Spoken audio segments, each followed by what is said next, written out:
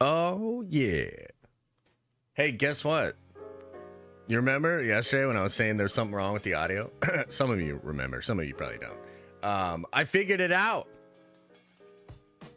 I figured it out. I fixed the problem.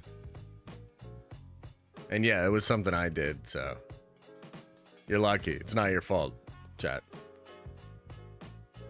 It's not your fault. I figured it out.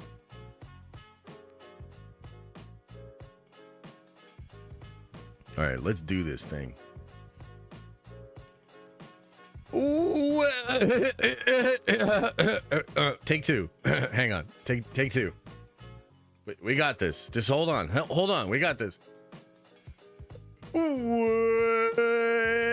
Welcome back to the Den of Nerds. I am Josh. We have a fantastic show for you today.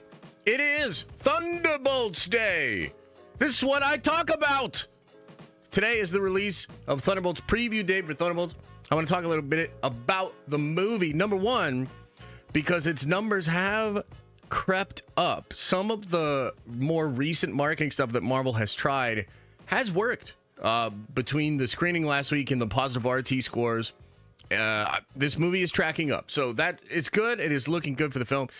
And I want to discuss that, but I also want to talk about why this movie is so important. You know, I've been speaking about this for a while now, maybe as long as 2 to 3 months. Thunderbolts is such an interesting and unique film because it represents, in some ways, like Feige's vision for what he always wanted Marvel to be. And the idea, one of the principal founding ideas of Marvel Studios is in question.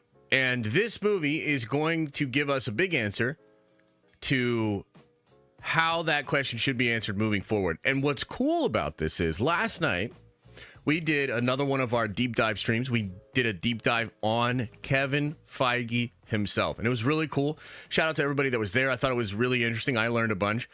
But one of the things that was kind of unique about doing that, and one of the reasons I'm glad we did, is because we can now talk a little bit more about Thunderbolts. Because one of the things I got from Kevin last night, because we watched, there's a very famous interview he did for the New York Filmmakers Academy or something like that, some New York filmmaking organization.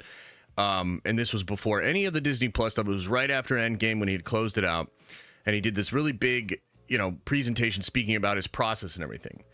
And it was really interesting because one of the things that you immediately get is that they don't really ever stop making the movie, and their approach was always that the quality of the movie and the storytelling of the characters was paramount. That was what was most important.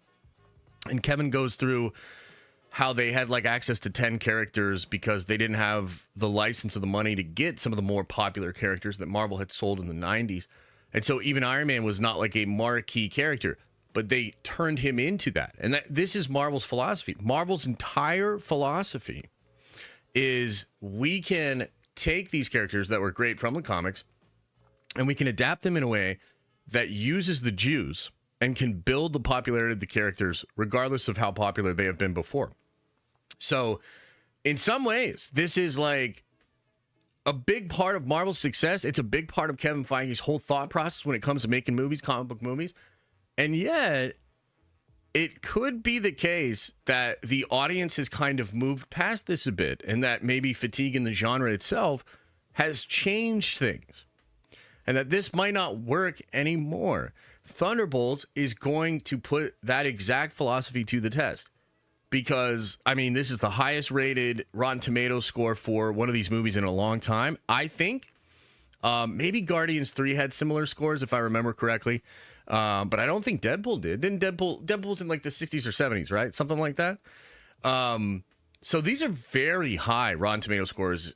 The movie's getting a lot of critical buzz. Fans that have seen it are excited for it. But it's still tracking pretty modest for a Marvel movie. What's going to happen here? This is an interesting conversation. So we'll get into that. I want to talk about that. It's also kind of interesting, the Doomsday updates. So we've had a lot of updates for Doomsday and, Secret Wars in general, Marvel's whole big plan to end the Multiverse Saga. And yet again, I find that doing the deep dive on Kevin last night was so interesting and timely because it it made me reconsider certain things, elements of how Doomsday is being created. I want to touch on some comments made by John Campea in the past couple of days about the year-long process to get this movie ready, how the visual effects and some of the visual effects might already be finished for the film, and how Marvel just does things completely differently. And again, we'll go back to a lot of what we discussed last night, just a little teaser for some of that stuff. I found it to be fascinating that after 23 movies and like whatever it ended up being, I think it was like $25 billion of box office, he's sitting down at the NYC and he's talking to this big producer lady who had worked in Hollywood for so long. And she was shocked to find out that like they don't ever stop writing their scripts and that they don't necessarily have finished scripts as they go in, and that they schedule reshoots, that their principal photography contract within the system actually schedules reshoots, and they don't even know what the reshoots will be when they schedule them.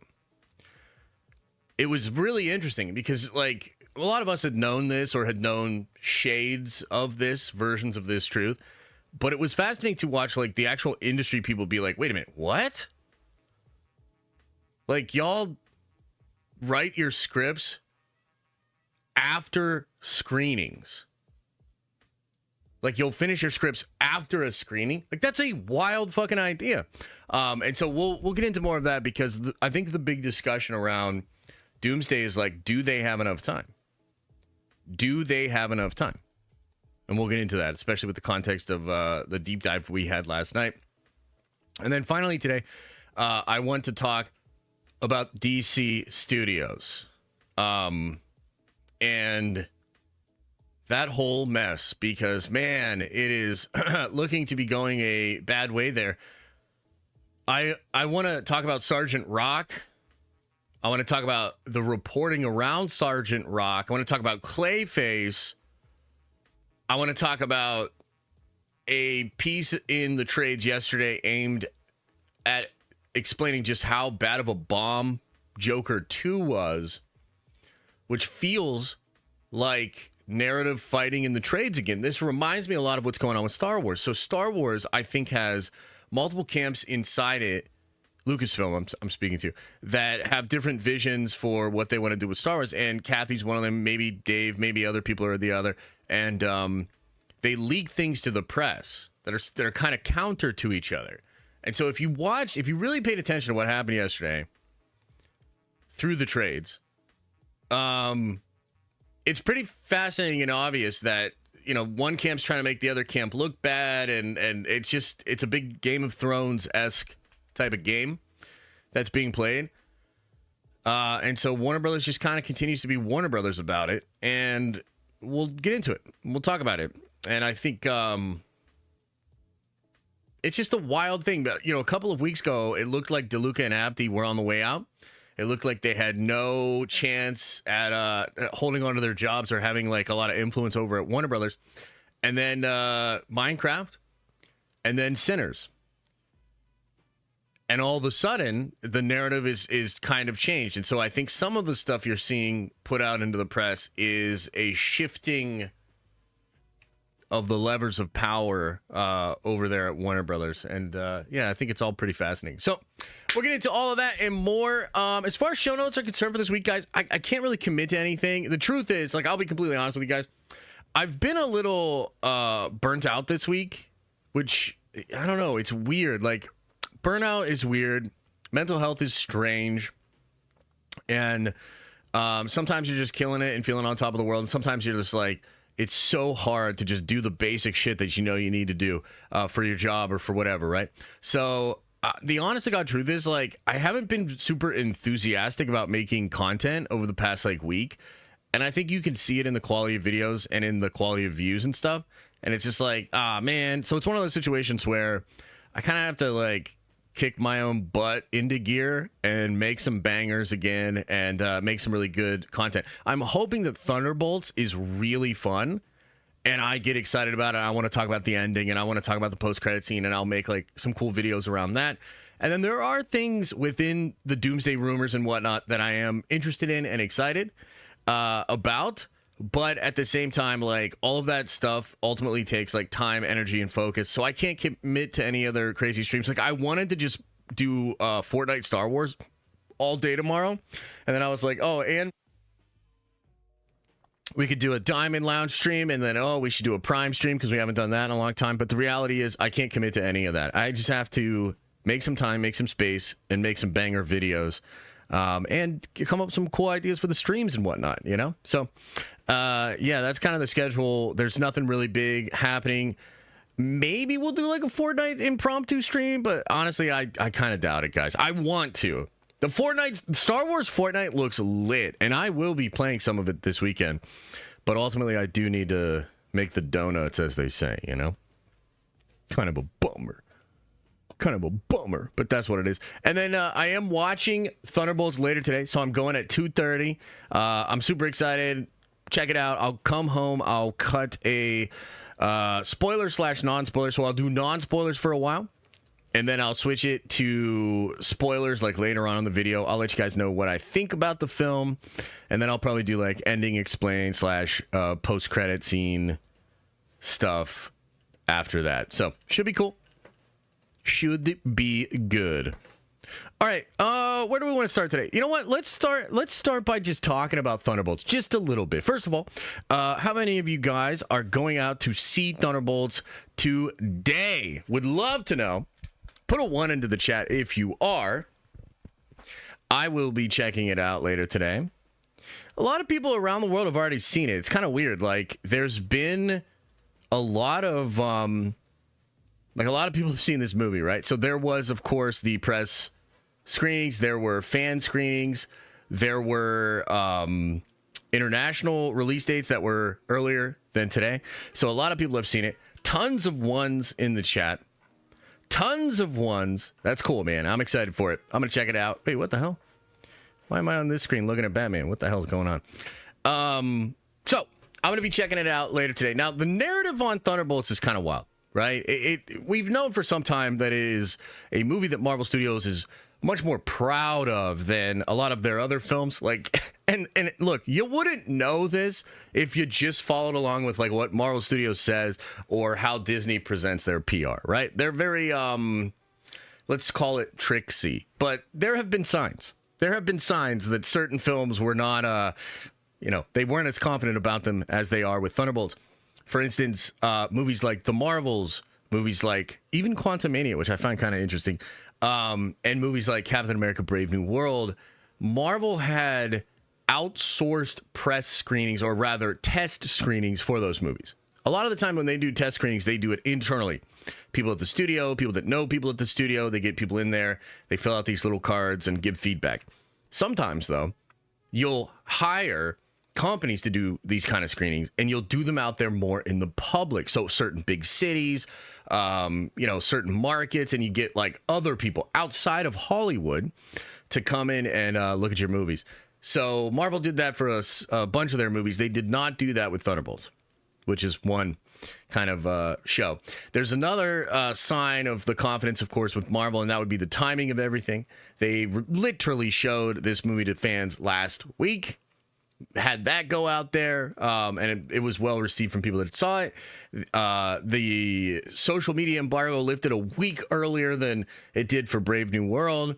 All sorts of different signs that there's a lot of confidence from Marvel in their movie. I think they have made something that they're proud of. I think they've made something competent with style, with substance, and also is Marvel-y and fun. Right? So that's kind of like the narrative. Not everybody loves it. Some people have issues with different elements. I'm a little worried that there won't be enough action. I'm a little worried that it'll focus too much on like the depression and the mental health stuff. So there are some concerns for me, but unlike with Brave New World or the Marvels or some of these other things, I actually expect to like have a good time. And as long as I sit down and I have a good time generally, and I'm taking on a ride within the Marvel universe, I think it's probably going to hit for me. And then the post-credit scene, the real one with, we'll talk about it soon. That is really interesting. I've heard it's a long scene too, a couple of minutes of screen time. And there'll be a lot there to get excited about and think about. So we'll talk more about that in videos. So this movie finds itself in such an interesting place, and a lot of the tactics that Marvel has used over the past few weeks do seem to be working. There was a moment where the trending for the movie looked pretty low, man. Like it was creeping into like 50s territory on the low end, and people were like, oh my God. And then thankfully a lot of this stuff seems to have worked. I think the Rotten Tomato score is a big factor. Like, unfortunately, that score still seems to matter quite a bit. Not always, right? Minecraft, Super Mario Bros. Not always, but it does for a lot of audience members. It's somewhat of a compass of how valuable their time would be spent, watching a movie. So I think the RT score has helped, and I think the buzz around the fan screening has helped. And that is a big deal because it's good to get that first big push and bubble. The release is obviously very important. And then the drop off after that is very important. Now, Marvel has this really interesting thing going on where they can look at what's happening with Sinners, right? And I don't know that Sinners and Thunderbolts are anywhere near quality levels. I don't really know, but let's imagine, or rather, I don't think it's actually too much of a stretch to imagine that they're considered similarly in the mind of audiences, meaning like a good one. This is a good one. This is entertaining. This is a good one. There's different factors with, Coogler's Sinners movie that I think is driving a lot of interest there. But they're both movies that stand on artistic integrity and that are more artsy fartsy, I think, than, substantively entertaining and poppy and fun, right? So there's thematic similarities, there's value proposition similarities. What I'm trying to say is, like, Sinners dropped 6%, dude. That is insane. Like, we haven't seen shit like that in a long time. Dropping 6% is insane. So what is literally happening with people that are going to see movies right now is they're going to see really good movies, and it seems like really strong word of mouth is maybe the largest determining factor to how people go out and use their money when it comes to movies. So there's a pattern here. There's a way for Marvel, if this movie is as good as people are saying, if the movie connects with fans in a really strong way, because that's also really important, the movie has a good chance to do well. I think if this film gets to 5, 6, 7, it'll be considered a success. Even if it gets to 5, I think it's considered a success, although that's, it's not really what you're looking for. You'd want to get, 6 into 7. But if it crosses 700, I think Marvel Studios will breathe this, like, massive sigh of relief, okay? And part of the reason why is this central question of identity of Marvel Studios and where the modern audience is at. I set this up a little earlier, and hang on, I need a sip of coffee here. So I set this up a little earlier, but last night we did a deep dive on Kevin Feige. We learned about his early career being hired by the Schuler Donner company. We learned about his first gig as an actual producer in 2000 on the X-Men movies. We learned about how, he had not really been a comic book guy. He was more of a Star Wars guy and a movie guy. And Jeff Johns, who was also hired at the Donner Schuler company, kind of got him into comic books hardcore. Right before the X-Men in 2000, they take a trip to Comic-Con, and Jeff Johns inundates Kevin into the world of comics hardcore. And Kevin went, like, all in on that shit to the degree to which he then gets hired, goes on the set of X-Men in 2000, and Bryan Singer literally has a rule: no comic books. Imagine being Kevin and having that experience, right? It's kind of wild. Like, you're like, dude, yeah, I'm about to do X-Men. I'm all in on comics. I fucking love comics. You show up to the set, and Bryan Singer's like, if I see one goddamn X-Men comic on this set, you're fired, Just a crazy thing. But anyway, the point is, as we learned more and more about Kevin, one of his sort of central ideas, and he actually talks about how Blade is the perfect movie to explain how and why he thought Marvel Studios would be able to be successful with the less popular characters. Because he said Blade was a character that really hadn't had video game adaptations, really hadn't had a show animated much, Blade was not a marquee character. He was not a character that Hollywood people would say was very valuable or very popular. So Blade was, I don't know, B, C level character or whatever. But because of how they took it seriously and because of how they built the Blade movie, it was able to be a big success. And so what I'm trying to tell you is the whole fucking MCU was kind of predicated on this idea that character, story, and quality of the movie are the most important thing. And that if you have those, you can take a lesser popular character and you can turn them into a big popular character. And that is what Marvel did. You know, it's funny because a lot of people don't realize, because they got into Marvel because of the MCU, but a lot of people don't realize that, like, Iron Man was known as Shellhead. He was not very popular. He was not a popular character. Now, he was maybe more popular than, like, Blade, to be fair, because there had been an animated Iron Man show.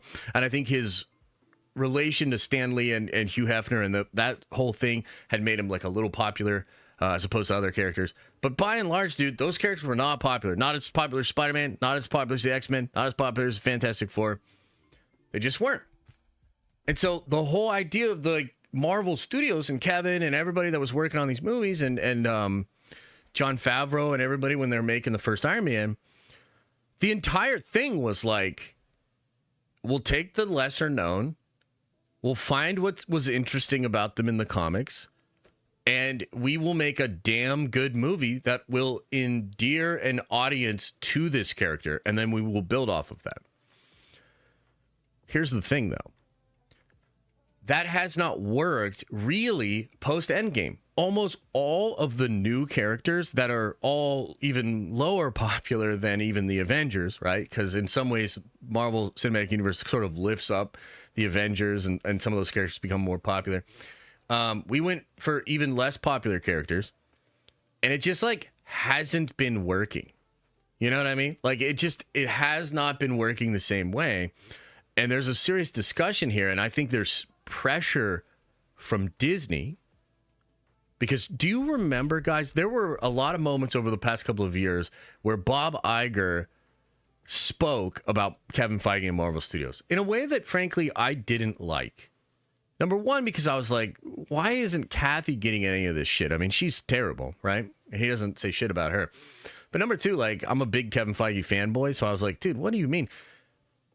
Some of the stuff that Iger has been saying has been in the vein of, like, I don't want to say too much more, but they're about to lean into much more popular franchises. His words. And I remember thinking, like, hell yeah, like, thank God. Because I personally feel, by the way, that the audience has shifted. And I just think what worked 10 years ago, what worked 5 years ago, what worked 15 years ago in Iron Man 1, I do think audience sensibilities and expectations have changed.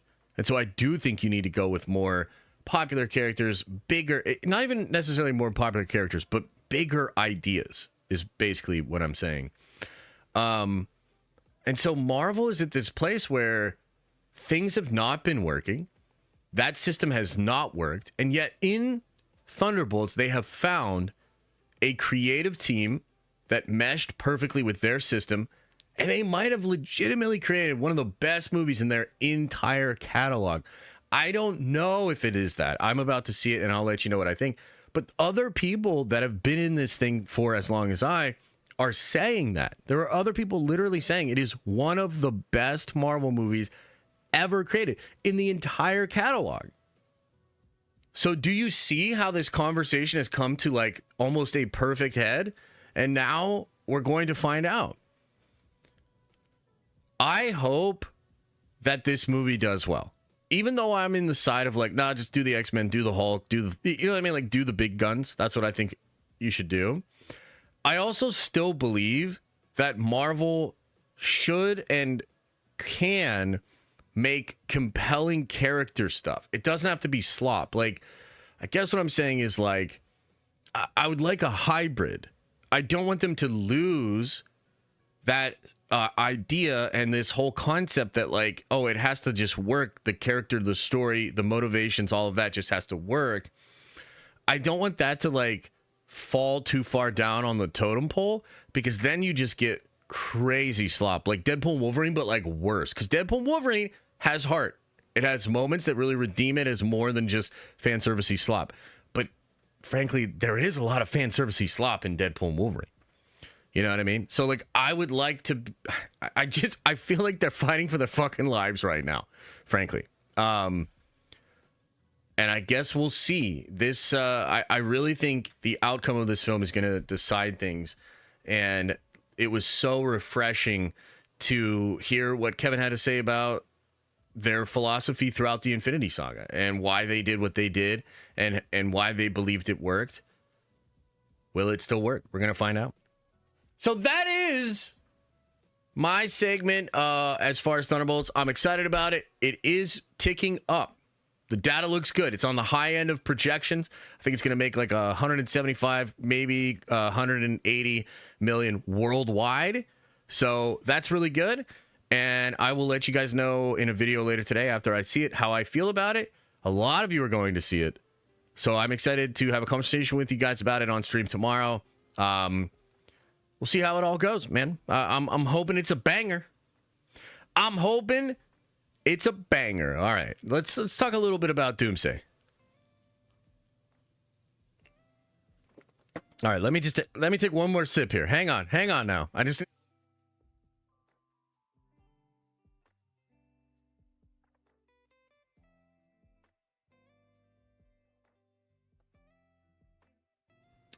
Oh man, that's nice. Man, I could use a vacation. You know, sometimes I drift off in thought and just think, you know. Could use a little vacation. All right, anyway. You know who's not on vacation right now? Kevin Feige and the Russo brothers. They're making the most ambitious, bold fucking movie they've ever made in Avengers Doomsday. Now, here's the thing about Avengers Doomsday. It releases in a year. Literally 1 year from today, I believe, this movie is supposed to come out. May the 1st of next year. 365 days from now, this movie comes out. And a lot of us are like, what? Like, are you sure? Do you have everything you need? Like, what's the deal with that, man? You know? And I'd be lying if I said I didn't have some concerns. And I'd be lying if I said I didn't think it could get delayed. You know, I've spoken about this in videos and streams. I think it could get delayed to the summer. But, again, going back to the deep dive that we did last night, and I had a good time, man, and it was cool. It felt like reconnecting with the Infinity Saga in a lot of ways, just listening to how they approached it and kind of diving in on it. But one of the things that's kind of interesting is Kevin talks about how the formation of Marvel Studios was kind of random, and like a lot of things kind of fell into place, and essentially it began with a mandate. So they had a mandate. And if you don't know the full history here, essentially Marvel Studios didn't really exist, but Marvel proper sells a lot of the licenses to their popular characters in the 90s. And this was because they were going to go bankrupt. Comics had a big boom and bust. There were other things going on too, but yeah, it was not looking good for Marvel. So they sell the licenses to all their stuff.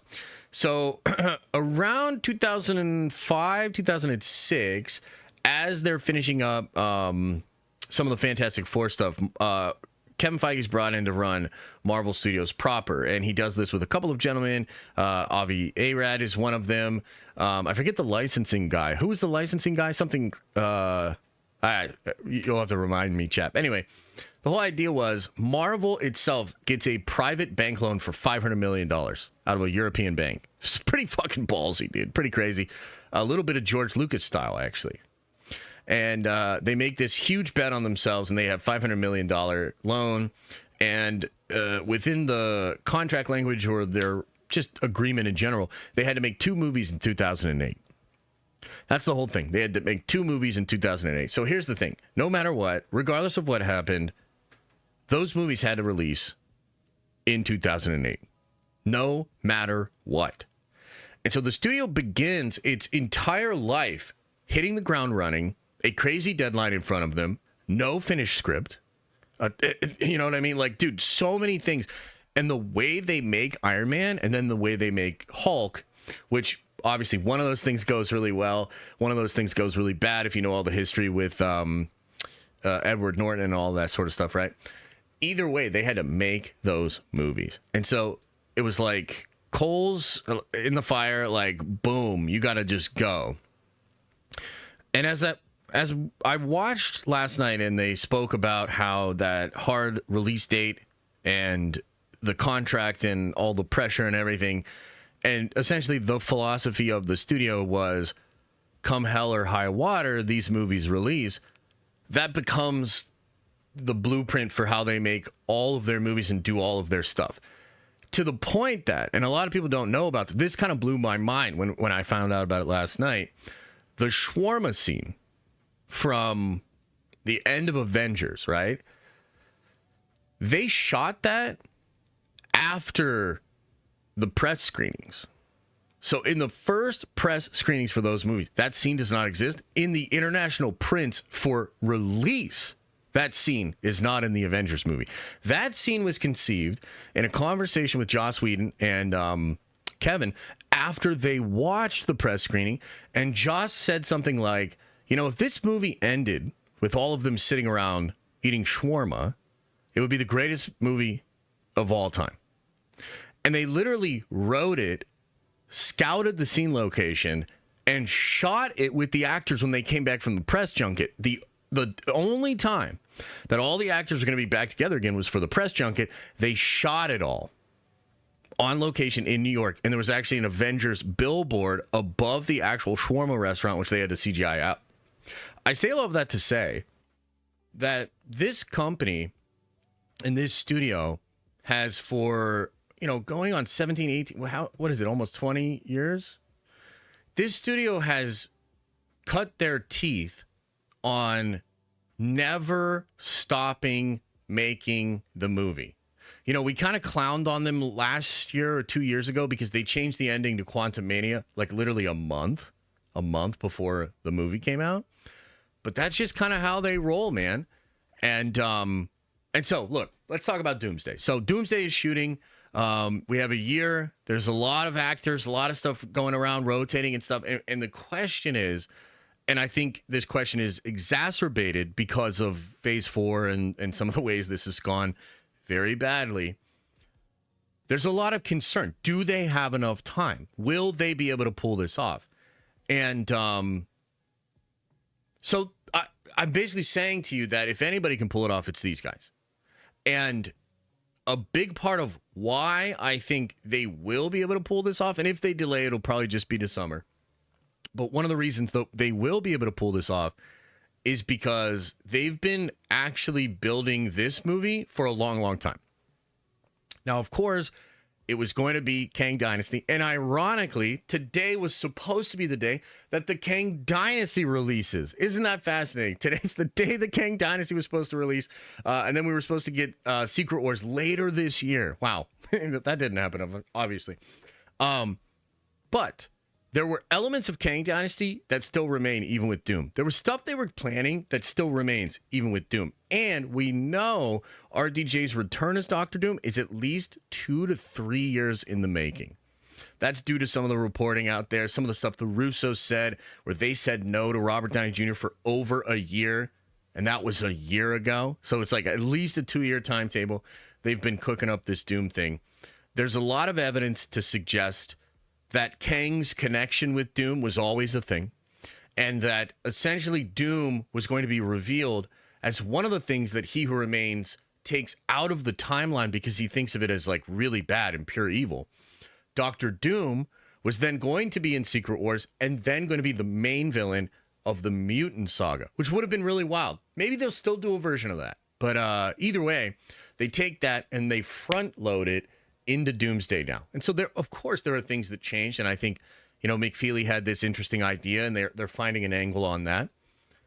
But they've been cooking this stuff for a long time. And remember that the Russos specifically, have been talking about Secret Wars since Infinity War. And they were building ideas that would get paid off then. They were setting things up then for their very own Secret Wars, and they wanted to do this years ago. Now, they have said that they had all these ideas, but they couldn't find a story way in. It was almost like they knew what they wanted to do with the action sequences or the toys or some of the big moments or some of the fun characters, but they needed a way to get there story-wise for it to work.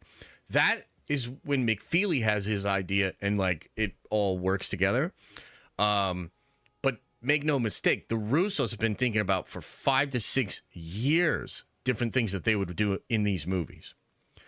On top of that, Marvel has been building the VFX and the sets and the costumes and all of these things for a long time. A long time. In fact, I will take it as far as saying that a lot of the reason that Phase 4 goes off the rails is because I think Kevin's personal energy was majorly spent in the Secret Wars movie era.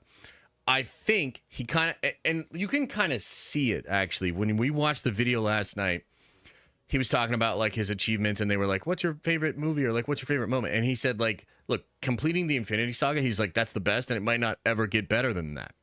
And I personally think he knew the only thing that could touch it, the only thing that could be cooler is Secret Wars, which was almost like an end game for every Marvel movie that he had personally also produced, 13 Marvel movies before becoming the president of the MCU. So I could see how, like, I mean, that's a really fucking cool meta idea. It brings into canon and context every version of Marvel ever. It's very good. It's a very cool idea.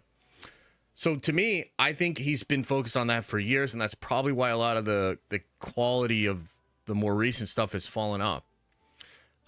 Somebody sent me a video from John Campea, and because Campea was asked, look, we're all being asked the same things right now. Everybody in the space is being asked about if they have enough time.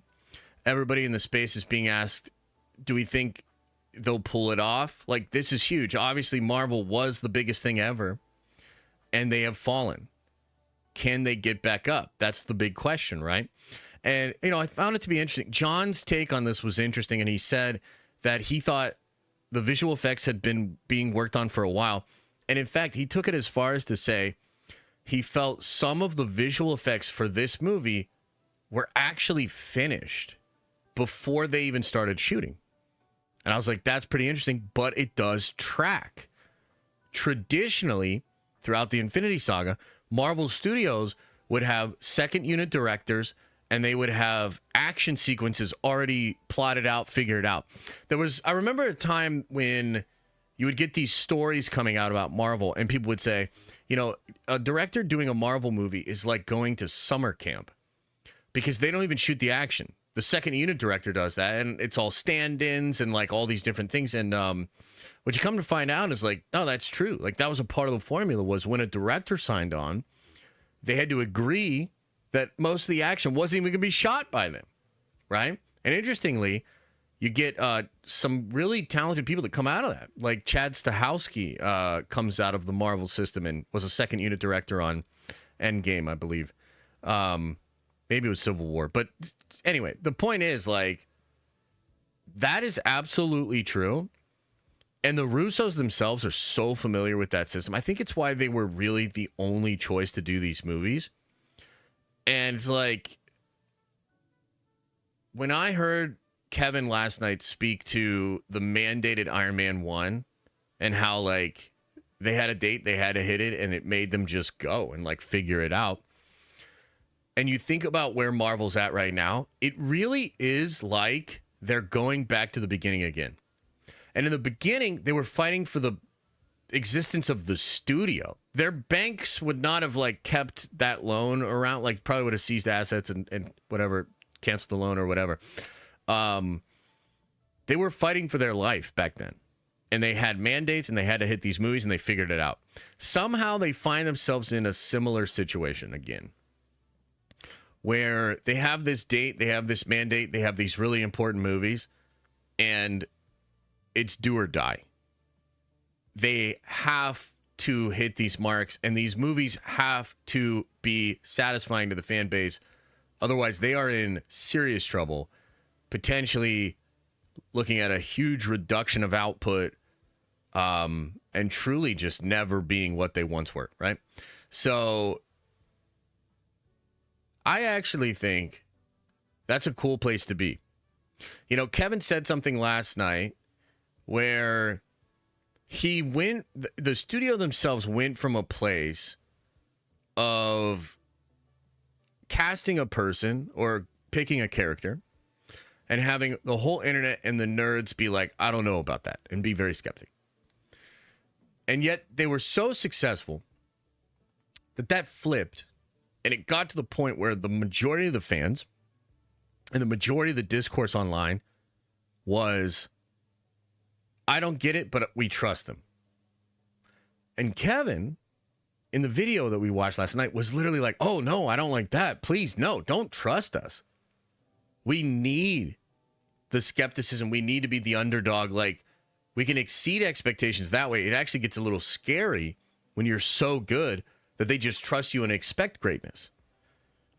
And do you remember some of the discussion around Deadpool and Wolverine? There were like some quotes like, you'd have to be living under a rock to not know that the most recent Marvel movies have not lit the world on fire as they once did. There were comments made by Sean Levy about being an underdog again, which kind of makes me think, oh shit, is that why he took Star Wars? You know, whole thing going on there. But I guess I'll just say that as we look ahead to this film with all the questions and all the commentary, and, you know, it's funny because, like, a lot of us are literally here because of the MCU. It, like, made my platform. It made my community in a lot of ways, right? And it's like, as we sit here and we go into Doomsday and everything, like, it's all on the line. Couldn't be higher stakes. Couldn't be a more difficult task. And yet, these are the guys that did it. These are the circumstances that they first pulled it off in. So we'll see. But I'm feeling kind of good about it. And I feel like they have a chip on their shoulder. I feel like Downey has a chip on his shoulder. I feel like they need to prove something. And so I'm pretty excited. With all of the updates that are coming out, it sure does sound crazy. They're doing a lot. But yeah, I'm excited. I think it's going to be good. So those are the updates, and I just kind of wanted to touch on that and speak a little bit to how serendipitous it is that we did that deep dive, and it feels so applicable to the situation that Marvel is in right now, that we're literally going through. So just wanted to kind of touch on that. Now, should we talk about DC? Should we talk about DC? So, DC Studios, man. Yesterday, we get this news, which I thought was absolutely hilarious. Luca Guadagnino's Sergeant Rock film has reportedly been canceled at DC Studios. This is sourced from The Wrap, okay? Now, I read the article on The Wrap, and all the article on The Wrap basically says is like, it's Jover. We've heard from sources. So the Hollywood Reporter here does report a little bit more. So let's get into this. The battle is over even before it began for World War II soldier Sergeant Rock. Sergeant Rock, DC Studios action war movie based that was to shoot this summer will no longer move forward, sources tell The Hollywood Reporter. The feature project with Luca Guadagnino's in the director's chair had Colin Farrell as the titular character, was in preparation or production as it was planned to shoot in England. It was also, by the way, do you think that homie Colin Farrell's like, God damn it, they're going to put me in that 300-pound of rubber again, aren't they? Fuck! Thought I was going to get to just smoke cigars on set for a couple of weeks. It was also in the throes of casting, trying to line up actors who would play the men of Easy Company, the combat unit fighting Nazi forces in Europe. Sources tell Mike Faust, who starred in his movie Challengers, was lined up for a role. The role of the female French resistance fighter had also been set, per sources. So they were casting people. It is unclear why the project has been shut down, although an insider said it came down to the project's scheduling, needs of shooting outdoors. That's what Umberto said. From The Wrap. The insider said that the project was not going away and would be released at the end of the year for a possible summer shoot in 2026. Another source raised that possibility that Guadagnino remained untested in the realm of action movies. And even though the budget was in the 70 million range, a paltry sum for comic book movies, higher-ups may have wavered in their confidence. So that little line's actually important. That means Zazie was like, hell nah. DC toppers James Gunn and Peter Safran had been high on Rock, which was not initially on the list of projects for the first chapter of their slate. But the duo said they made room for it due to the strength of the script from Justin Kurtzinskis, who penned Challengers and Queer. So you see what's happening here? Zazie say no. Gunn and Peter really liked it. You see? You see the narrative? Although it has a World War II setting, the story is said to involve Rock teaming up with a female French resistance fighter, is there any other kind, to find the mystical Spear of Destiny, the spear used to stab Jesus during the crucifixion, which in lore is said to have supernatural properties. The race to obtain it before the Nazis got their hands on it. Sounds a little like Constantine, huh? Created by blah, blah, blah, blah. Okay, so that's like the initial report. Now, they're saying a couple of things. They're saying it technically could still be happening. So there's like various sources that are saying different things. Initially, the rap was like, it's over. It's done. Now they're kind of saying in the Hollywood Reporter here that like, oh, actually, it's going away, but there's a possibility it shoots in the summer of next year. Although a lot of executives don't really like it. So that means like Peter and James they're still trying. Like they're still trying to get this thing going on. Okay? So look, either way you slice it, this looks bad for James Gunn. Okay?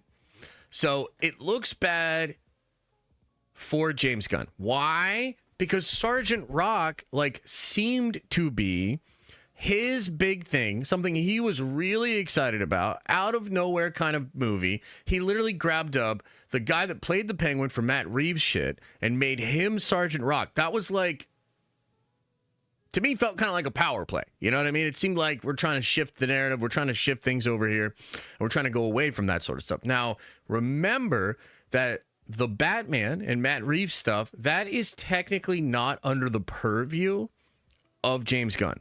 That is a DeLuca and Abdi project, okay? Now, one of the reasons we know this is because apparently there is a finished script for the Batman. James Gunn just hasn't read it because Matt doesn't think he needs to.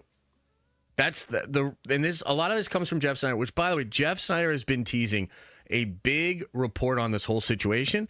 And I think he's going to drop it sometime today. I'm looking forward to it. I think we'll get some clarity there. I think Jeff is a good reporter. He's got good info. And so I think he's going to lift the veil on some of this stuff a little bit.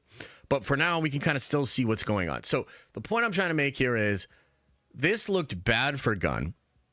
And Abdi and DeLuca have been catching some serious dubs lately, whether it's through the Sinners movie and then, you know, the publicity they spun up out of that, because they signed that deal with Ryan. Say what you will. They signed that deal with Ryan. It was a competitive deal. Coogler could have taken Sinners elsewhere. DeLuca and Abdi gave him the movie after 25 years and made that deal, okay? And they also do the Minecraft thing. So DeLuca and Abdi stock on the rise. Well, interestingly, late in the day yesterday, we had a clapback.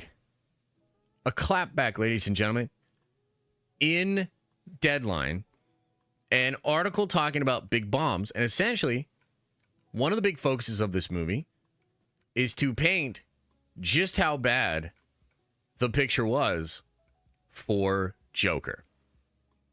And they talk about all the money that it lost, net minus $144.3 million. And to me, I just saw this going down, man, and I've seen this show before. I've seen this episode before. I know what's going on here. This is just like in some of the Star Wars stuff. It reminds me a lot of the Jeff Johns versus Zack Snyder stuff that was going on, because there was a moment where Jeff Johns was essentially the Kevin Feige of DC Studios. Really small window. But he did technically have that control and was kind of going against a lot of the stuff that Snyder wanted to do. And so I remember getting wrapped up in that a little bit myself, where certain people would reach out to me I talked to some Hollywood trade reporters, actually, and they were trying to get me essentially to not report about Ben Affleck coming back to do more Batman stuff, which, of course, he did in various movies. And And so I've seen this play out before. And so I think what's going on is Gunn and his camp, they're trying to position themselves. They're trying to hold on to their power, but also possibly attain more. And I think DeLuca and Abdi are trying to do the same thing. I think Zazie and some of the people at the tippity top are waiting to see what happens with Superman. Because remember, there are a lot of people nervous about Superman. And I think Zaslav is one of them. And part of the reason they're nervous is because of the tone of the Superman movie. And as we've been reporting for weeks and weeks, and I think at this point, months, the original test screenings for Superman were divided. You know, and it really concerned a lot of people at Warner Brothers. Not everybody. Some people think it's great. But it did concern people to the point that they delayed the trailer. They canceled a CCXP appearance. They're doing reshoots for the movie, which James Gunn does not like to do. And changes are being made to the film. On top of that, a lot of the more crazy rumors, like the super shit rumor, are going wild on the internet right now. And people are clowning. So listen, between the Sergeant Rock story and the super shit rumors, and there's like even rumors that Gunn literally put Snyder cut jokes in the movie, which is just like, look, Jesus Christ, dude. Like, what won't this guy do? Point I'm trying to make is over the past couple of days, very bad situation for James Gunn. James Gunn, if he's been on social media, has probably had a pretty bad time. People are spoiling his movie. People are clowning on his movie. People are clowning on the fact that this Sergeant Rock, stupid as fuck, whatever this is, project that he wanted to do is also falling by the wayside. And as the original article points out, this is another project that was not even on the announcement in the first part of their slate.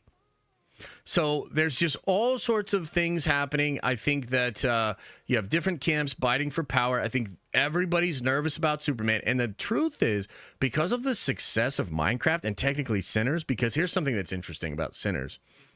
Unless I'm mistaken, Sinners has technically made more profit than most of the Marvel movies over the past couple of years.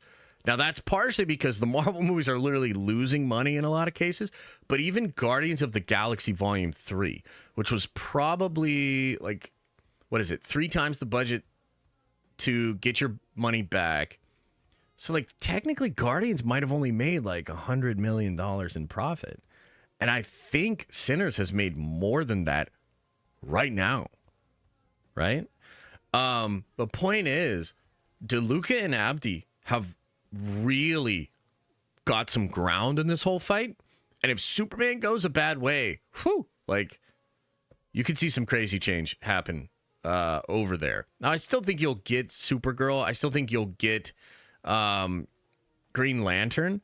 But, like, dude, trust me on this. I watched it all go down. I watched James Wan come in and change DC. I watched Jeff Johns come in and change DC. They kept the movies. They released the movies. This is part of why people want an Ayer cut, right? Because the studio was like, we actually want this to be a little funnier. We got this trailer company, and they're going to make this movie like a trailer now. You know, all that kind of shit. So I've seen Warner Brothers do this. Yeah, Walter Hamada, great point. Like, they'll keep the movies. They rotate the people at the top. They alter it slightly. Dude, it's a mess over there. And it's been a mess over there for a long, long time. So I truly think, like, dude, it's just wild. Like, it doesn't look good for Gunn right now. That's what I'm going to say. It does not look good for Gunn right now. And I think the Sergeant Rock news was pretty crushing blow. I think the Superman rumors are ridiculous. And hopefully they get changed. And I just think things are really falling apart for this guy. And like, that's just how it happens. 2 weeks ago, he was going to be in charge of everything. 2 weeks ago, coming out of the CinemaCon footage, the narrative had changed on Superman. DeLuca and Abdi were bombing in the box office again. It looked really good for him. Things change, and things change fast. Right now, it does not look good for him. So it's just crazy how fast this stuff can change. And I'm really curious to see how this shakes out. If Superman's really good and makes a lot of money, I think Gunn is probably fine, although he might still get a lot of interference, frankly. Seems like he might be already with Superman. If Superman goes a bad way, if Superman is not profitable, you could see some crazy shit happen by the end of the year. That's how fast this stuff moves. So we'll see. And I just wanted to bring that up. We will see what happens. Maybe Sergeant Rock's still going on. Also, Clayface apparently shoots in October. So Gunn's like all about Clayface, but is Clayface in the DCU? Like, I'm kind of confused by that as well. Maybe that'll get canceled too, as Zazzy's like, no. You know what I mean? Like, it seems like Zaslav's like, no, James. I don't like super shit. But we'll see. So there you have it, guys. The main topics for today. Those are your main news bits. And now we'll break into Q&A. Unless there's anything else going on. Is there any crazy breaking news? Did anything happen? Any interesting set photos or anything? What the hell's going on out there in the nerdy world, man? The Rizzler? Did Rob finally figure out who the Rizzler is?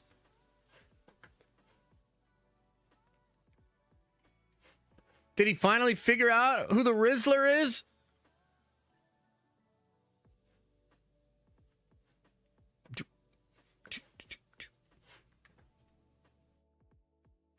Rivals trailer just dropped? Which Rivals trailer? A Rivals video? What kind of Rivals video? He gave it 5 booms? My man.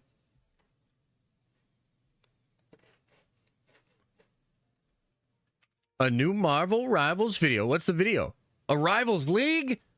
That's cool. Let me look.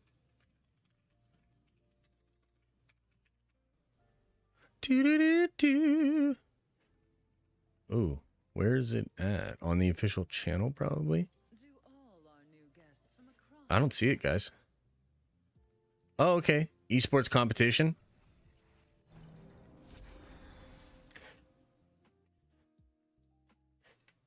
The greatest esports competition across time starts this May. Witness intense battles where heroes and villains collide. 5 regions: Americas, EMEA, China, Asia, and Oceania. A total prize pool of over $3 million.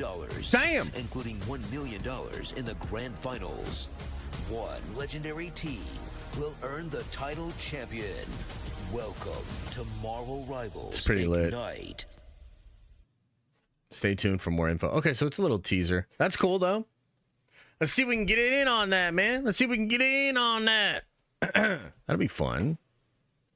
Yeah, dude, I had a blast playing Marvel Rivals yesterday, but not enough of you guys liked the video or watched me play, so what the hell? What the hell's up with that? You know, I pulled off like at least 2 or 3 like pro level moves yesterday. There was a Jeff that took my whole team. I nuked him with Iron Man and went in and killed 2 other people. It was epic. Come on, man. Come on. I request to play with you all the time? Oh, I see. All right. All right, guys, let's get into the Q&A. I'll go into all the questions, answers, member chats, all that. Blah, blah, blah, blah, blah, blah, blah. First in today was Rossi. Thank you for the rose, brother. Kyber Sid says with a 10 spot. Appreciate you. Says, top of the morning to you, Boyle. Had to see Revenge of the Sith in theaters again last night. Truly, such a masterpiece. I hope the world got a chance to witness what Star Wars truly is. Much love. Nerd Avengers for life. Yeah, man, I actually kind of want to see it again. I didn't even realize that it was still in theaters. For some reason, I thought it was only going to be in theaters for one weekend. And now I'm kind of itching to see it again. I kind of want to see it with my buddies. I was thinking about traveling a little because, like, man, I had a good-ass time. How long is that thing going to be in the theaters, man? Chat, do we know how long? Is it like a whole-ass release? Brayden says, just saw Kang Dynasty was so peak. Wish Doom was in it, though. I know, right? If only we lived in a world where some bad shit happened and they had to get rid of Kang and then shift into Doom. I mean, I don't know what kind of wildness would happen to make that go down, but I hope it does. Joshua Kemble Bluegrass says, I was stuck in class yesterday. What did I miss? Oh, dude, we had a good one, man. You should go watch it. You should go watch it. I thought it was really fun. I had a good time. We learned a lot. Check it out. Rashi says Chris Gore and Alan killed Thunderbolts and ending. I don't know what that means, but appreciate you. John Krause says, are you seeing Thunderbolts tonight or did you get invited to play Snooze Hammer? No, I'm seeing it tonight. Oh man, I don't know. If if somebody was going to play Warhammer tonight, it'd be a tough call. But no, I'm going to see it actually at 2:30 in the afternoon. And I'll come home, I'll cut a little video about it. John Solo says, with a 5 spot, I honestly hope they push Doomsday back a few months. It sounds like there is too many moving parts. I want a great movie. Yeah. So I would assume you sent this before I went into my whole rant. And I totally understand what you're saying. I would watch the deep dive last night, and then I would watch what I said earlier, which you probably did. And I think you'll feel a little better. It's obviously crazy, and a lot of stuff could go wrong. But this is how they cook over there. It's not that different. And I think the Russos specifically are the guys that work best within that system. So I think we're going to be okay. Brandon says, let's fucking go. Going to see Thunderbolts tonight. Didn't see Brave New World. Nerd Avengers for Life. Unity. Yeah. Appreciate you, man. Thank you so much. And I'm glad you're going to see it. I wonder, are there any others in chat? Let me ask this question. If you literally did not go see Brave New World, but you are going to see Thunderbolts, put a 1 into the chat. I'm curious. Wow, a bunch of 1s already? What the fuck? That's crazy. I didn't expect that. So what happened? Y'all were just like, nah, we know Brave New World shit. Because like even me, I was like, I need to see for myself. How bad could it be? It was bad. It was bad. Yeah, this movie might be all right. We'll see. Cult Cinema 83 says, this whole thing about don't forget it's made for kids. What George is talking about is that Star Wars is for the child in all of us. So nice try there. An escapist fantasy fairy tale story, as you call Star Wars, still has to have some kind of resemblance to reality. Because fantasy is great, but you can't be naive about it because then it becomes a psychedelic fart. I mean, I think I understand what you're trying to say, but you're making a weird, nuanced argument to straw man the fact that SA and Grape is separate from resemblance in reality, right? So it's like you're so close and yet so far, because at the point that you try to nail what you're trying to say, you take such an incredible leap in logic that you leave behind your own reality and go into a fantasy where you can conflate overt sexual crime with resembling reality. So while I appreciate what you're saying, you're still making a fucking crazy leap, man. But hey, if you feel that way, it's all good. I don't. Joshua I says, what up, Papa Josh? Gonna take the family to see Thunderbolts on Sunday. Can I get a shout out for my daughter, Ava? She just turned 13. Ava, what up? Can we get some love in the chat for Ava? Shout out, Ava, 13. You're a big kid now, man. Big kid now, going to the movies with Pops. That'll be a good Sunday, brother. Appreciate the support, man. Thank you. Tim O'Brien, thank you for 5 gifted members. Appreciate you. Okay, here goes Cold Cinema 83 again. Also, Owen and Baru, their deaths.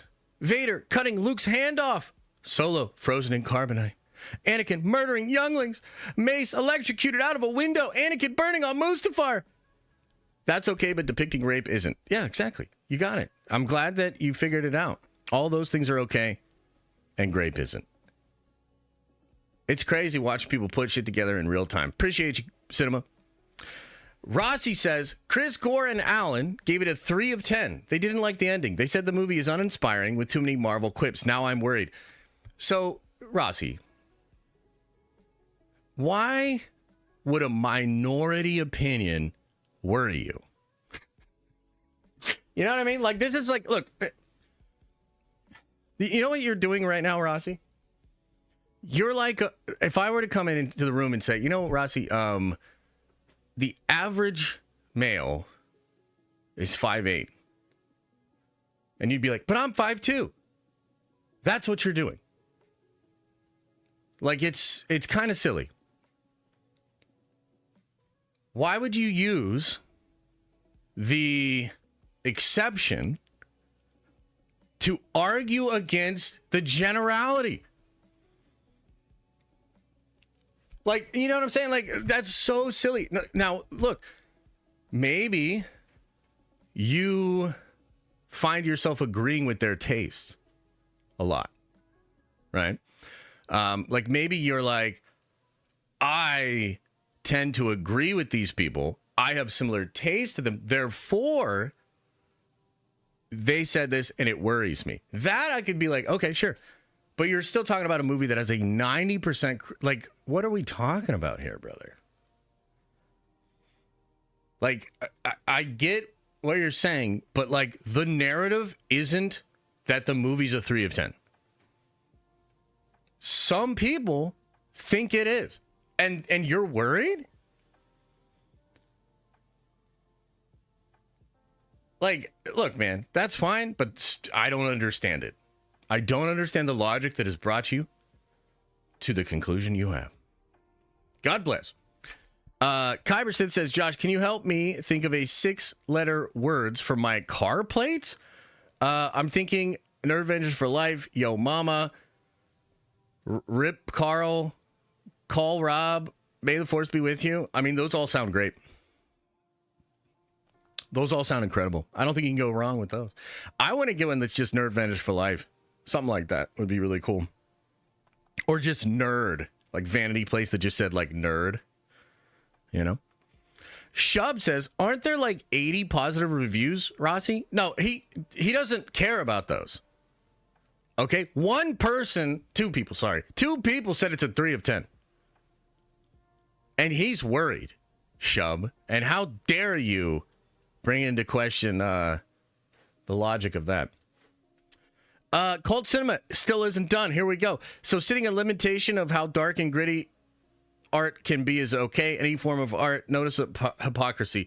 You're just lashing out in like weird generalities. You're straw manning.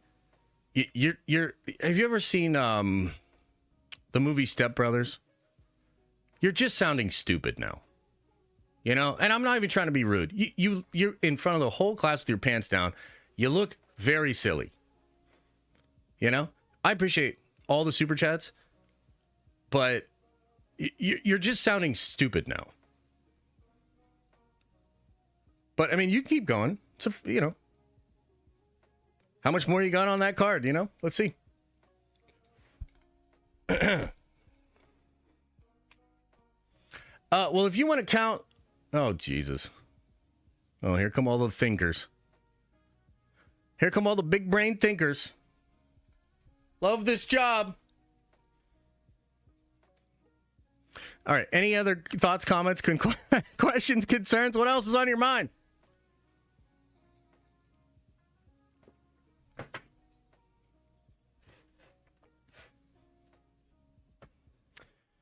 Josh, I have a thought. Hit me. Hit me with your thought. Why the F are we talking about Star Wars? I know, right? Fortnite tomorrow? I'm excited. I can't stream it, though. I can't stream it. What if Doomsday gets pushed to next winter? Ooh, that would be tough. I highly doubt that'll happen.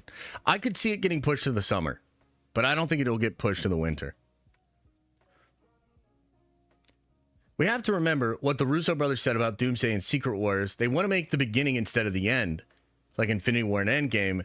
That's what I'm keeping in mind. That's a good way to balance everything that's going on. Yeah, for sure. Thoughts on Shannon Sharp? I have zero thoughts on Shannon Sharp. I will say this. I could speak to the behavior. I could speak to ideas. I don't know Shannon Sharp. I don't know the situation. But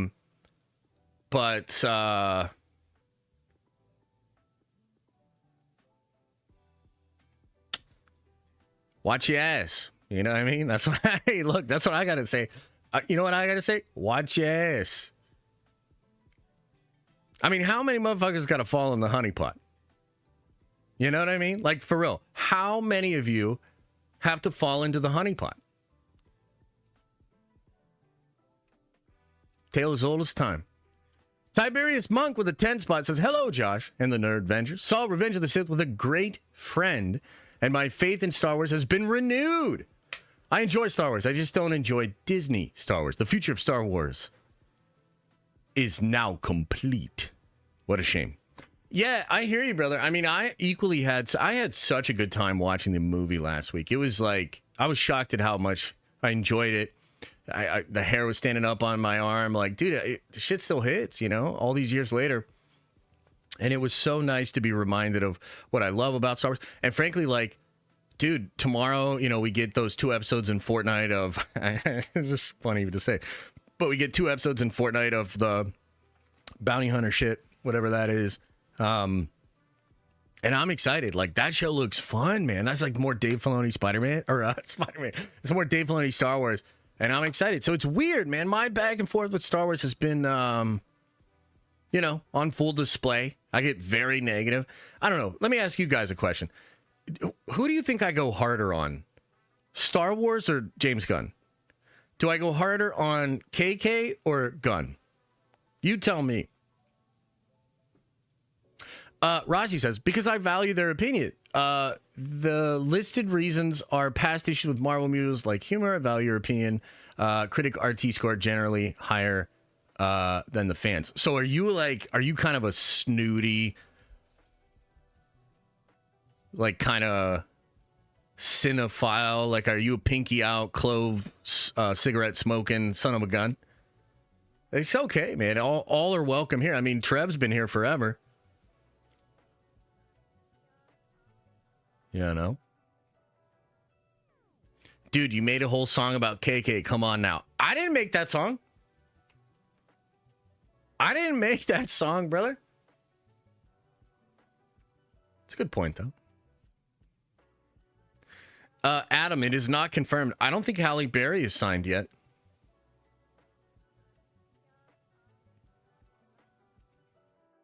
Yeah.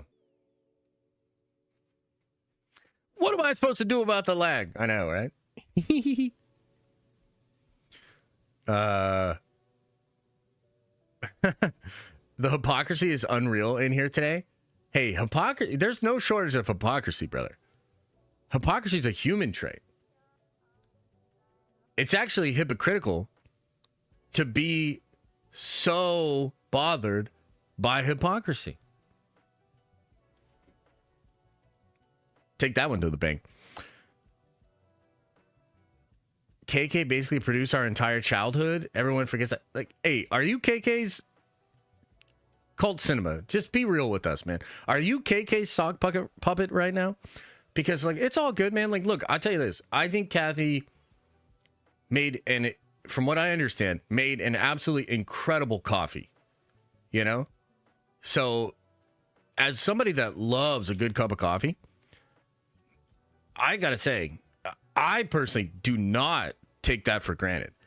I think all of those coffees that she got Spielberg, I mean, I absolutely agree. You know, like that, you cannot underestimate what a good cup of coffee does to a motherfucker. So I'm with you, actually. But just like let us know, like, are you just KK? Because it's all good. We just want to know where we're at.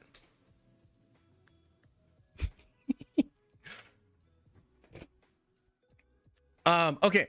Optimus Prime Rib says Star Wars should be to push people to the parks. How can you do that with Andor? That's a good point, brother, and you cannot. That's a good point, and you cannot. Elijah says with the 10 spot, I'm morally superior because I understand grape and kid stories. That reminds me of the scene of the movie where the characters have to ask themselves, are we on the wrong team? Yeah, I think that, look, you could make the argument, and I've heard like the steel man here is Andor is the mature version of Star Wars. And so Andor is the place within Star Wars where that kind of content can be explored, and hopefully explored with nuance, meaning, purpose. That's like the Steel Man, right? I just happen to agree, like at a fundamental level, that is actually the best argument for Andor not actually existing, because the very fact that it is a place within Star Wars where that kind of content can be means it does not belong. Like, that's my opinion.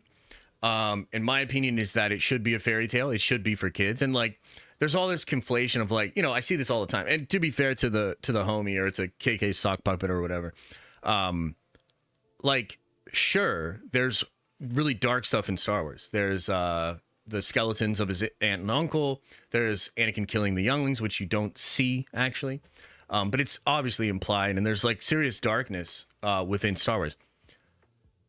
The strict problem with Grape is not that it's violent, it's that it's sexual.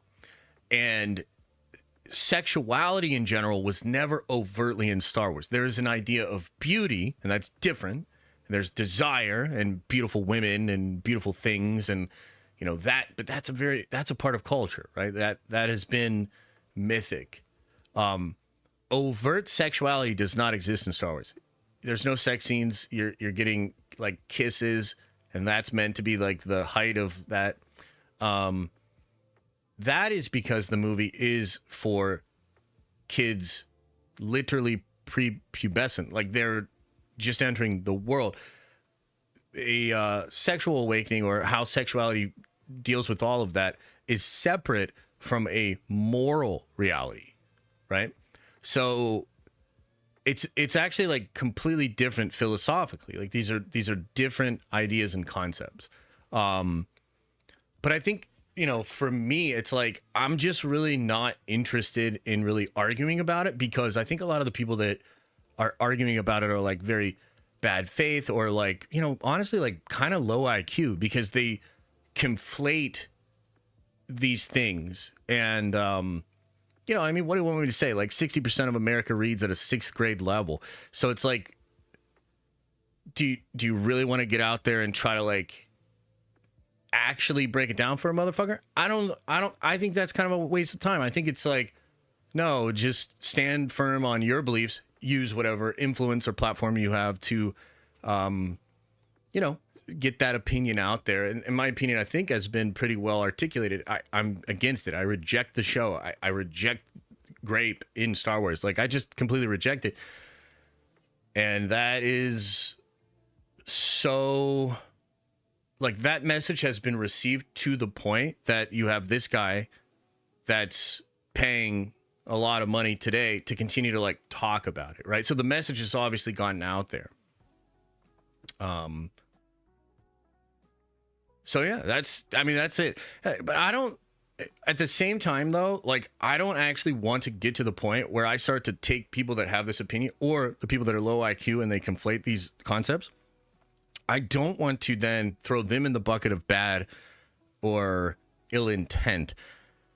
That's like the same mistake that a lot of those people make. We're conflating here, right? It's just that they're lost, or they just feel differently, and that's okay too. You can feel differently, but like, again, I'm not going to change how I feel, because it's a principled conclusion.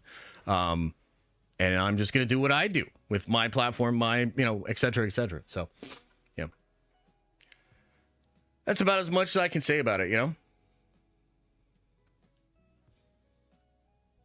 for having a totally different opinion. See, that again, though, this is like, and I'm not trying to be rude, cult cinema, but like, this is your problem, is you're conflating things.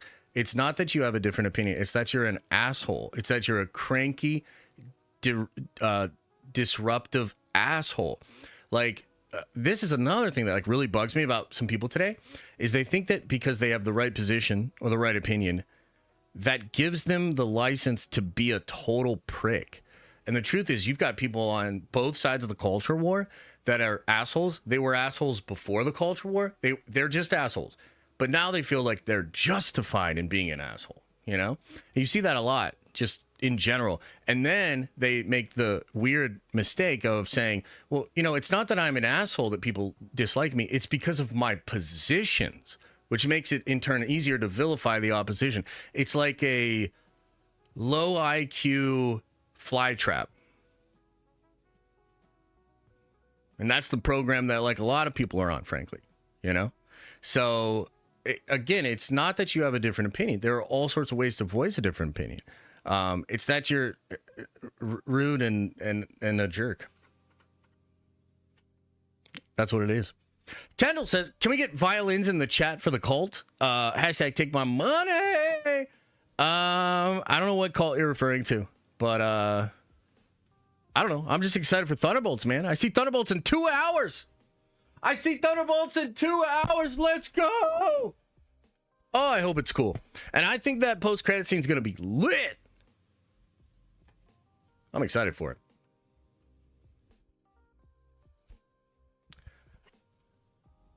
That dude's always been that way. Well, most people actually are the way they are, man. Most people don't change. Most humans don't actually change. And unfortunately, one of the only things that can change a human is trauma and hallucinogens. But unfortunately, most humans wait for the trauma. Hashtag not financial advice. Children. Yeah, but that's a sort of trauma, isn't it? I think having kids is a sort of trauma. Why has Adam Driver seen more success than Daisy Ridley following the Star Wars trilogy? I don't know exactly. I mean, maybe it's funny because you say that, and yet I don't think Driver's actually had the success you think. He's done a lot of stuff. He's shined in all of his roles, but I don't think I would say his career's on the rise. I think he's just kind of like hanging in there. You know? Someone can get better or worse. Change can happen. Yes, of course. But again, you're arguing the exception. The general rule is they don't. And that's just like, that's actually, like, unfortunately, that's pretty real. Most people don't actually change. Like, that is more real than people can change. Do you see what I mean? Yeah. It is what it is. Driver is semi-talented. I think Driver's really talented. Yeah, I think he's really talented. But I think he's made some weird calls, man. I think he's done some weird flicks. You know? All right, guys. I'm going to get on out of here soon. Any other thoughts, comments, questions? Anybody else want to defend KK before we get out of here? It's all good if you do, you know? It's all good. Whatever you want to do. However you got to get it out, man. It's all good. But he turned down Reed Richards. Yeah, apparently he didn't get enough moolah. I believe in growth. It's always possible. Yes, that is true and beautiful. It is always possible. But it's also true that for most people, it remains unfulfilled. Unfortunately. Josh, the third is enlightenment. Some care. The third what? Are you buying the popcorn bucket? I actually am not sure. I want to get the helmet, so yeah, probably. God, I'm an easy mark, huh? I'm an easy mark. Josh, negative Nancy? No. I'm actually really positive about it. That's not negative. That's reality. You know, you do yourself a disservice to, like, ignore what reality is. And then, like, that's like, you know what I mean? And don't get me wrong, I'm delusional, but I'm, like, purposefully delusional. Like, I've selected my delusions. Because I want the ones that'll get me a better life. Most people pick their delusions and not for that reason. Oh, the third is enlightenment? No. Oh, man. I don't want to get into this. But unfortunately, enlightenment and motivation are never there for you when you really need it. In my opinion. Dart Boyd says with a 10 spot, a friend of mine keeps arguing why Grape should be in Star Wars. And I think he's just completely devoid of self-awareness. Like, do you even realize what you're doing right now? So bizarre. Yeah, but here's the thing. It's like, I think the best way to approach that conversation or that debate, I mean, first of all, you have to decide. Do I want to debate? Do I want to fight? Because if you want to fight, you want to debate, like, fuck, man, get in there and fight, you know, rabble rouse or whatever. But like, if you just want to squash the situation, like, it's probably best to just be like, oh, dude, I hardcore disagree and I can't get down with it. But it's all good, you know? Like, it's all good. You can feel differently about that. It's fine. Yeah.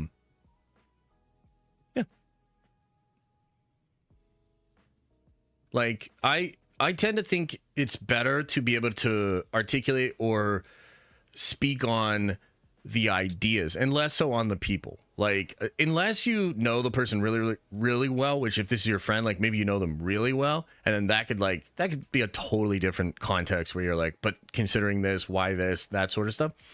But a lot of time in my world, I get asked about, you know, different people or different opinions or different takes. So, like, you know, Shannon Sharp is an example. I don't know Shannon Sharp, so I try not to speak about people that I don't know, but I can speak in terms of, like, ideas or, like, ideologies or, like, whatever, right? So I can...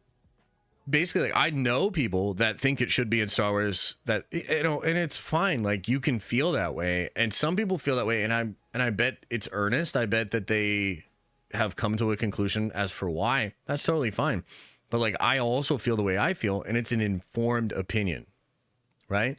So is there a way to, like, hold on to your opinion, you know, don't give ground, but also respect that other people feel differently? You know, I think that's fine. Also, too, guys, Andor is bombing. It is flopping hard again. It really does not matter. Like, this show we will barely remember this show by the end of the year, right? I mean, unless something crazy changes. It is not, this controversy is actually the most conversational piece of the show. And it wasn't even enough to get the first episodes to chart. So, like, I understand that we have this, like, lingering... I mean, like, I don't know who this dude is, but this dude came in super butthurt about the point or whatever and wanted to hijack the conversation today to make it mostly about that. And, like, sure, that's a little weird or strange, but at the same time, it's like, the reason that's so weird is because this show's bombing, dude. Like, this show... Nobody gives a fuck about this show. Like, real talk. So... you know, relative to other shows. So, whatever. Like, you know what I mean? Like, whatever, bro. It's all good. Will we get a reaction to the Thunderbolts right after the movie? Yeah, so right after the movie, I'll come home. I'm going to get into the office. I'll flip on the camera, and I'll give you it, like, raw, man. Like, how do I feel about it? I'm going to go non-spoilers for a bit, and then I'll go spoilers. So I'll come in. And look, I don't know. Maybe I'll agree with Chris Gore, and I'll come in here and be like, you know what? Fuck it. Chris Gore and Rossi were right. It's a 3 of 10. Fuck you, Marvel. I don't know. What I do know, though, is that it's getting very good reviews, and people seem to like it. So we'll check it out. Yeah, we'll check it out. I know, Apache, but I gotta write some videos. I gotta write some bangers, man. I gotta make some bangers on the channel again. I've been slacking on the YouTube videos. Just kind of burnout, I guess. I don't know. Every time I sit down to, like, come up with a really cool video idea, I'm just like, fuck. So, we'll get there, though. Just a part of the gig, man. I have cool ideas. It's just like, you got to sit down and you got to, like, craft them into a video. That's the part that's kind of annoying, is like, I think to make a really good YouTube video, you have to know what is the draw to it. And then you have to find an interesting way to, like, give out that information to keep people watching. It's not as easy as it sounds. It looks easier when something really interesting happens. But when less interesting stuff is going on, that's when you really see the challenge of it. So I gotta buckle it. I gotta do it. I gotta make some bangers. So hopefully Thunderbolts inspires me, and we can do all that. Yeah, you gotta turn those grapes into wine. Exactly. 100%. 100%. All right, everybody. Well, I appreciate you guys. Thanks for hanging out. I see the movie in a couple hours. Let's go. I am excited. I am excited. I think it's going to be dope. All right, everybody. Much love, man. See y'all later tonight in the video. I'll see you tomorrow morning for another stream. And as I always say, I hope you are having an awesome and a nerdy day. And I'll see you in the next video.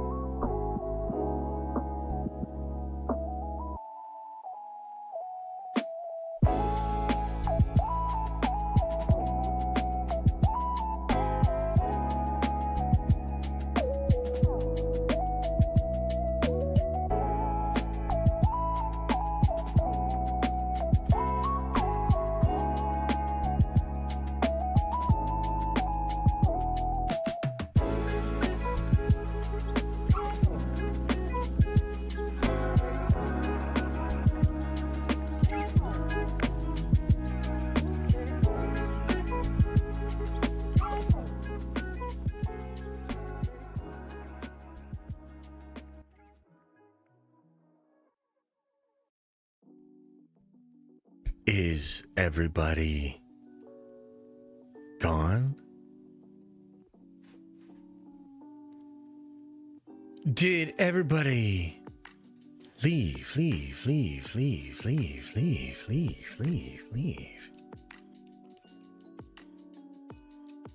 Oh man. Another happy landing. Another lovely day of nerd venging.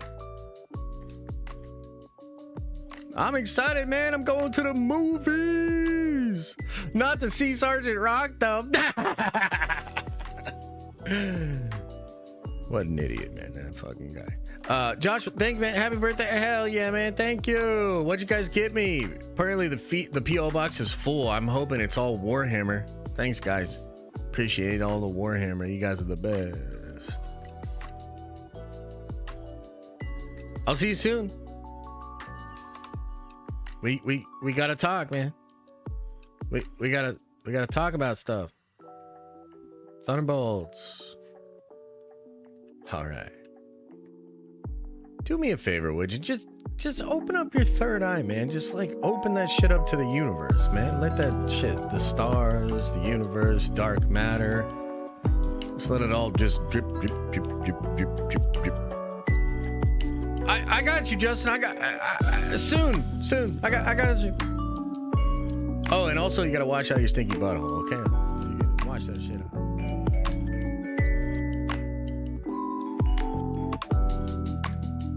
Ranch? I don't want no goddamn ranch, Josh. Get that fucking ranch out of my food.